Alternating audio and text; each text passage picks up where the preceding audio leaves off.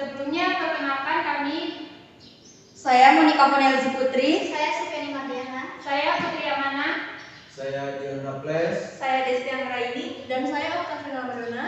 Selamat menyaksikan.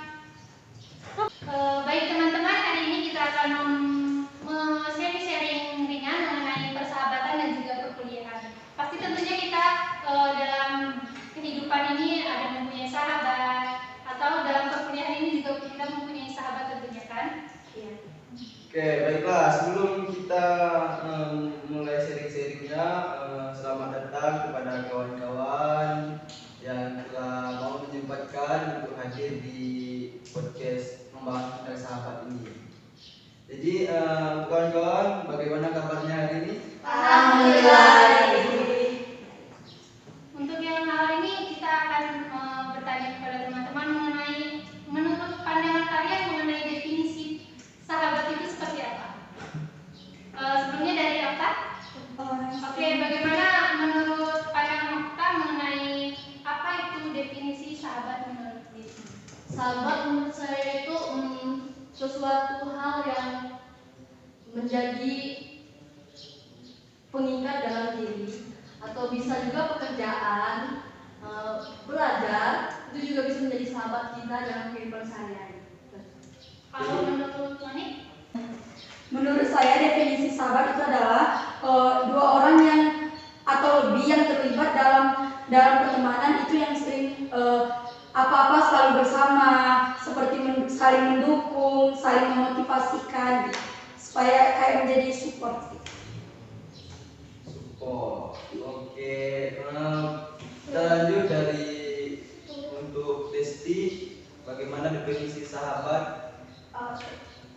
Kalau definisi sahabat menurut saya itu adalah tempat bercerita, saling mengetahui informasi. Nah, sedangkan sahabat itu tidak hanya teman yang akrab, tetapi sahabat itu bisa jadi diri sendiri ataupun keluarga. Nah, mungkin itu menurut saya. Oh, jadi Desti mendefinisikan sahabat ini sebagai tempat untuk bercerita ya? Iya. Oke, untuk Sufiani? Baik, kalau menurut saya tentang sahabat itu adalah sahabat yang menerima kekurangan kita. Jika tahu kekurangan kita, dia tidak meninggalkan tapi berkenalan. Nah, mungkin itulah tadi kan mengenai definisi sahabat. Bisa kita simpulkan bahwa sahabat itu sebagai teman cerita, teman yang mengetahui baik buruknya kita, teman yang menjadi support system bagi kita. Nah, bisa nggak kalian menceritakan bagaimana sahabat yang kalian punya di hidup kalian? Untuk Desti yang pertama. Kalau di hidup saya, menurut saya sahabat terbaik yang saya miliki itu adalah keluarga saya. Karena bagi diri saya memang mempunyai teman, tapi tidak ada yang benar-benar akrab atau yang benar-benar definisinya real itu sahabat. Nah, kalau di keluarga itu saya bisa mencurahkan semua isi hati maupun pikiran saya. Jadi saya nyaman. Maka saya menganggap keluarga itu bukan hanya keluarga, tetapi sahabat saya juga. Oh, jadi Desti menjadikan keluarga itu sebagai sahabat, sebagai tempat untuk bercerita atau meluapkan keluh kesah dalam diri. Oke. Kalau menurut Sufiani? Benar dibilang Desti, menurut saya begitu juga. Keluarga adalah bukan hanya keluarga, tapi itu adalah pendengar yang baik. Jadi menurut saya sahabat adalah pendengar yang baik. Keluarga tetap sahabat, dan sahabat adalah tetap keluarga saya. Kalau Monik ada nggak sahabat yang bisa diajak cerita? Kebetulan saya mempunyai sahabat yang dari SD satu SD, SMP juga, bahkan sampai SMA. Dan sekarang walaupun beda tempat kuliah, tapi saya sama dia masih tetap berteman baik, masih sering sharing, ngobrol-ngobrol. Kalau ada waktu libur masih sempat temu, jadi masih berteman baik ya dari teman dari SD. Oke, kalau menurut Oktaviana, bagaimana sahabatnya? Kalau menurut saya, sahabat saya itu ibu saya sendiri. Karena apapun hal-hal baik itu suka ataupun duka, semuanya saya ceritakan kepada ibu saya. Karena dia memberikan sesuatu atau motivasi yang baik untuk diri saya. Nah, kita dari kami tadi sudah menjawab apa itu definisi sahabat dan siapa sahabat kami. Nah, maka sekarang kami akan bertanya ke kalian. Apakah kalian berdua mempunyai sahabat dan apa sih definisi sahabat menurut kalian itu? Baik, sebelumnya saya akan mendefinisikan siapa itu sahabat. Menurut saya ya setuju dengan teman-teman tadi bahwa sahabat itu orang tempat kita berkeluh kesah, tahu suka duka kita, menerima kita. Dan sahabat itu keluarga, keluarga itu sahabat. Menurut saya seperti itu. Dan untuk saya punya sahabat atau enggak, tentu saja di hidup saya punya sahabat, punya teman-teman yang baik, bisa diajak cerita, berkeluh kesah gitu, juga ya menemani hari-hari saya. Kalau menurut saya untuk sahabat saya itu nggak ada sahabat. Jadi semua orang itu saya jadikan teman. Kalau untuk sahabat-sahabat terkhusus itu tidak ada, Mungkin belum menemukan ya. itu udah sempat sahabat bertemu waktu SMP. Waktu SMP itu ya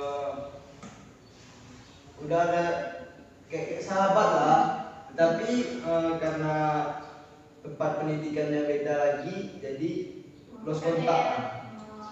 Komunikasinya tidak terjalin. Miskomunikasi. Kalau definisi sahabatnya itu menurut saya itulah teman akrab lah, di tempat bertukar cerita, bertukar pendapat, terus saling membantu. Sama-sama ya kan? Ya, mungkin itu saja definisi sahabat, karena sampai sekarang saya belum menemukan sahabat. Jadi untuk kawan-kawan yang menemukan sahabat, keluarganya sendiri itu sangat beruntung menurut saya. Karena saya juga punya keluarga, tapi ya agak canggung cerita dengan keluarga gitu. Wah, ini udah sedikit. Ya. Jadi kan kalau masalah dari Dian tadi karena jarak jauh, jadi sahabat itu hilang. Nah, kalau di Moni, sahabatnya kan karena jauh, jadi tetap saling berhubungan. Bagaimana tips dan triknya untuk menjaga persahabatan walaupun jarak jauh? Kalau menurut saya caranya itu ya jangan sampai kayak lost kontak gitu. Jadi walaupun dia sudah kuliah di luar kota, tapi tetap saling ngabarin gitu, saling cerita gimana sih dia di perkuliahannya di sana, situasinya gimana, terus saling bertukar cerita juga sama kita yang kuliahnya di sini. Jadi kan akhirnya orang yang kuliah jauh itu kita akhirnya tahu gimana dia di sana dan dia juga tahu gimana kita yang di sana di sini gitu. Jadi ya saling cerita aja. Jadi Moni tidak harus menunggu balasan dari teman yang jauh, tapi kalau semisal teman Monik yang tidak mengasih kabar, maka Monik yang akan mengasih kabar. Ya tidak boleh egois lah, kalau dia belum ngabarin setidaknya saya yang di sini nanya kabarnya, karena kan dia jauh gitu. Agar tidak terputusnya. Iya. Jadi selalu menjadi kesempatan untuk berkomunikasi ya Monik ya. Nah, ngomong-ngomong tentang sahabat nih, kan kalau Monik sama sahabatnya tadi di kampus yang berbeda. Nah, bagaimana Monik menjalani perkuliahan di kampus ini sebagai mahasiswa? Awalnya masuk sini masih kayak ragu gitu kan ya. Tapi ternyata sampai sekarang setelah dijalanin ternyata benar kata orang kuliah itu yang gak harus jauh gitu. Kalau memang kita ditakdirkannya di sini, selagi kita yang enjoy ngadapin perkuliahannya, saya rasa itu semua bakal lancar-lancar aja gitu. Yang penting niatnya dulu aja. Kalau perlu kesan dari teman-teman yang lain, apa? Mungkin sama seperti saudari Monik tadi. Jadi menerima ya. Kalau dia, Jadi bagaimana pengalaman di kuliah? pengalaman di perkuliahan itu pertama itu saya ingin masuk di industri karena keterbatasan keluarga, terus jarak juga, makanya saya memilih IAIN Group ini.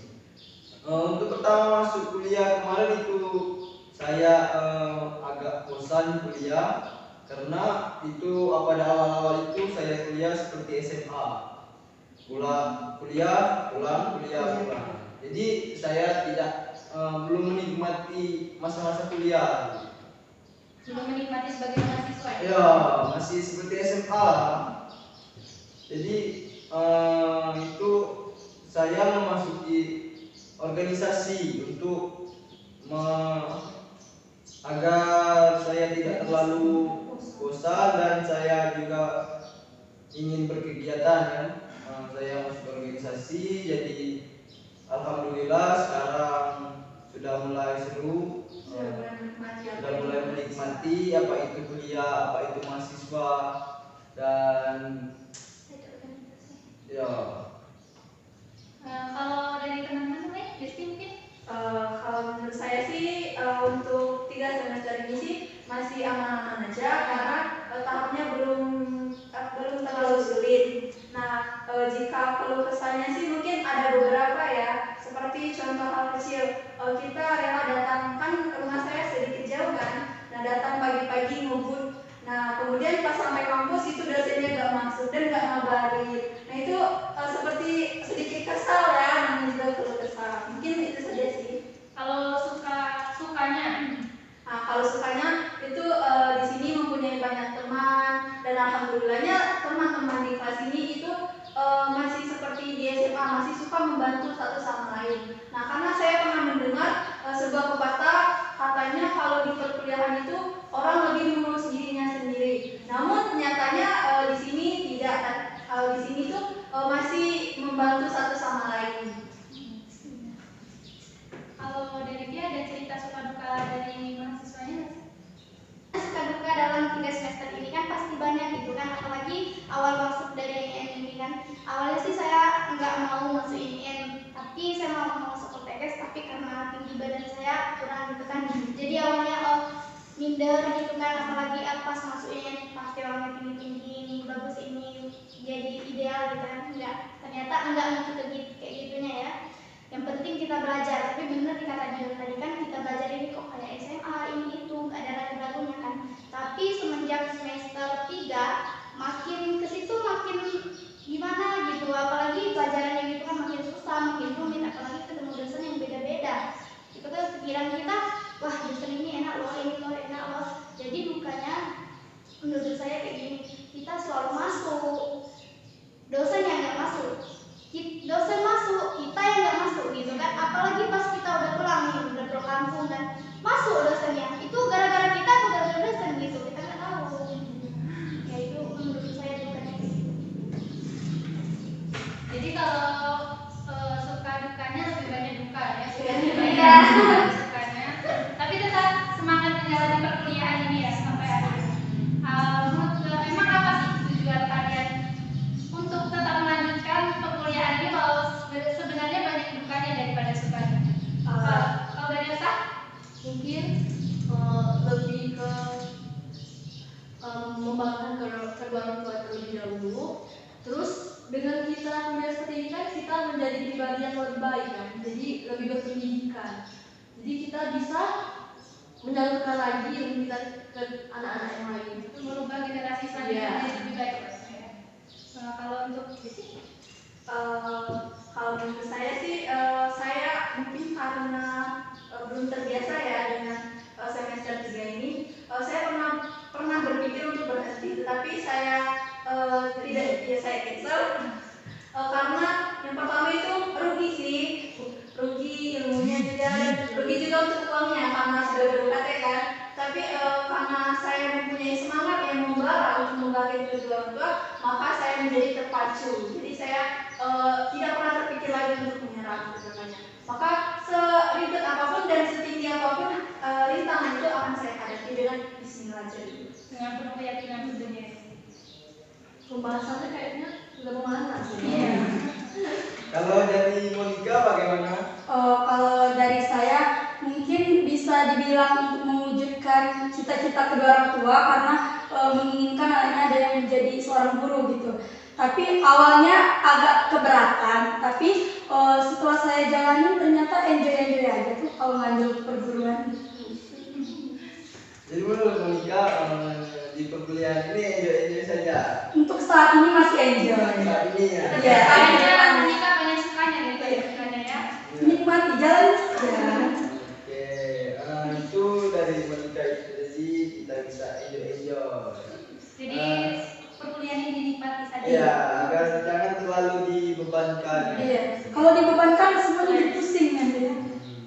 beban. Oke, dari tadi kita aja yang ngobrol.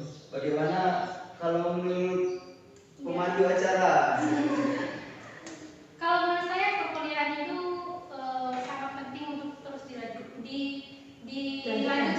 Karena kalau kita udah terjun ke perkuliahan, kita sudah melihat dunia itu menjadi lebih luas. Karena kita menjadi lebih terarah lagi, wawasan kita lebih banyak lagi untuk menjadi bekal kita hidup di masa depan, Pak ya.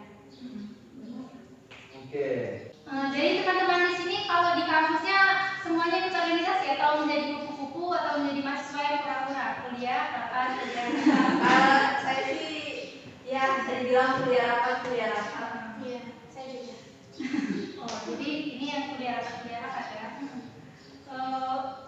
Menurut pandangan teman-teman tentang organisasi menjadi mahasiswa dengan organisasi itu seperti apa? Kalau menurut saya mengikuti organisasi itu sesuai dengan hobi saya. Kebetulan saya mengikuti organisasi itu dua, yang pertama basket dan yang kedua itu Dema Fakultas Sergia. Nah, karena saya itu hobi basket, makanya saya mengikuti organisasi basket dan itu menurut saya enjoy saja ya, karena itu hobi saya. Dan yang untuk Dema Fakultas itu karena saya orangnya senang bersosialisasi dengan masyarakat, makanya saya mengikuti organisasi Dema itu. Jadi itu cerita dari teman kita yang mengikuti organisasi. Untuk kawan-kawan yang tidak mengikuti organisasi, bagaimana ceritanya? Atau Apa penyebab sendiri ya? ya bagaimana tuh? Jadi organisasi ini emang satu hal yang lebih agresif untuk kita mahasiswa kan, karena seseorang yang ikut organisasi itu harus bisa mengatur waktu. Jadi berhubung saya tidak bisa mengatur waktu antara kuliah dan organisasi, jadi saya tidak memilih untuk tidak ikut organisasi di perkuliahan itu. Oke, untuk pemandu acaranya apakah mengikuti organisasi juga atau gimana? Jadi saya memilih menjadi mahasiswa kupu-kupu kuliah ulang. Apa alasannya? Seperti dapat fakta tadi bahwa saya itu sulit untuk membagi waktu. Kelemahan saya adalah sulit untuk membagi waktu. Terlalu sibuk. Iya, terlalu sibuk saya padat jadwal saya. Belajar dulu ya. Iya. Tidak mau coba-coba mengikuti organisasi Ya boleh. Sepertinya tahu tidak dulu deh. sampai semester akhir. Belum wisuda kita. Belum tahu lagi kalau depannya masih saya pikirkan lagi untuk bergabung ke organisasi-organisasi untuk menunjang saya menjadi lebih baik lagi. Untuk Monica bagaimana? Karena terlihat kalau Monica ini semangat sekali kalau untuk organisasi ya. sangat sibuk dengan Iya, Monica. besar Untuk kemudian ya. organisasi jadi. Kalau saya kebetulan saya memiliki hobi di dunia yang kesenian gitu ya. Jadi kebetulan saya mengikuti organisasi di kampus ini itu UKM Kesenian. Jadi kesibukan saya selain mengikuti kuliah dan saya juga organisasi kesenian. Dan alhamdulillahnya UKM Kesenian ini selalu kalau ada acara atau itu pasti dihadirinya kebanyakan di luar jam kuliah gitu. Jadi hari Sabtu gitu. Jadi kayak hari Sabtu tuh full untuk organisasi aja gitu. Kebetulan hobi juga kan. Jadi ngejalaninnya juga ya udah gitu. Enjoy. Enjoy Dan aja. waktu perkuliahan. Untuk mengisi waktu luang, Pak. Iya. Di bagian apa di kesenian yang mana? Saya di bagian divisi tari. Oh, jadi hobi menari. Iya. Nari jepong. Iya. Bisa bisa nanti mau belajar kok. Nah, jadi itulah teman-teman, jadi kita harus tetap semangat dalam menjalani perkuliahan ini dengan sahabat maupun tanpa sahabat. Tapi yang lebih utama jadikanlah diri ini sebagai sahabat. Jadi tetap semangat, semoga perkuliahan kita selesai dengan tepat waktu, dengan nilai yang memuaskan, bisa membanggakan dan mencapai tujuan yang ingin kita capai. Jadi, Mungkin itu aja untuk podcast kita hari ini atau sharing-sharing kita hari ini kepada teman-teman yang telah menyempatkan hadir. Terima kasih banyak telah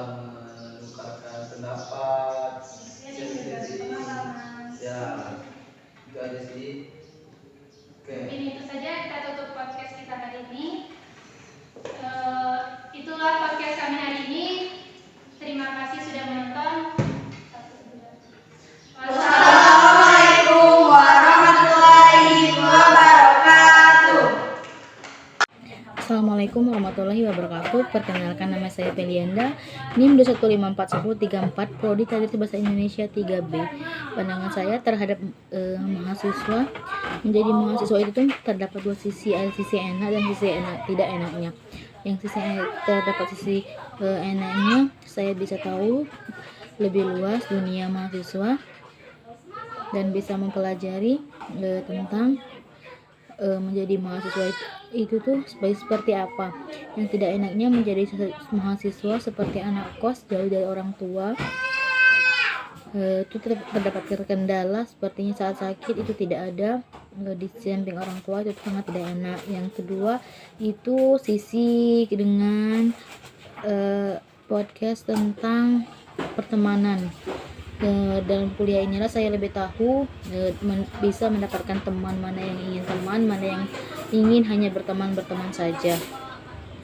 Yang ingin berteman saja seperti teman ada yang memojokkan dan ada yang bisa mengenakkan diri sendirinya. Itulah podcast terdapat dari saya. Saya akhiri, wassalamualaikum warahmatullahi wabarakatuh.